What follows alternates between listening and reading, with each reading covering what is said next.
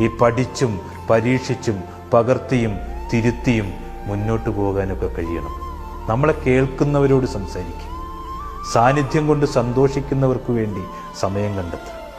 നമുക്കിടമില്ലാത്തതും നമ്മളെ വേണ്ടാത്തതുമായ മനസ്സുകളെ ഓർത്ത് വിഷമിക്കാനൊന്നും പോകരുത്. അവരൊന്നും നമ്മളെ ഓർക്കുമെന്ന് പോലും ഉറപ്പില്ല.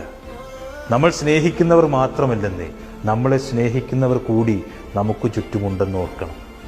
വേദനിപ്പിച്ച മനുഷ്യരിലേക്കൊക്കെ ഒരിക്കലൊന്ന് തിരിച്ചു ചെല്ലണമെന്നേ. ജീവിതം പഠിപ്പിച്ചതിന് നന്ദി പറഞ്ഞിട്ട് ഈ കൈയൊക്കെ അങ്ങ് കൊടുക്കണം. ഈ വിങ്ങിപ്പൊട്ടിയ നിമിഷങ്ങളെയൊക്കെ ആത്മാഭിമാനത്തോടെ ഓർത്തെടുക്കണം. ധീരമായ കണ്ണുകളോടെ ജീവിതത്തിൽ മുന്നോട്ട് നടക്കണം.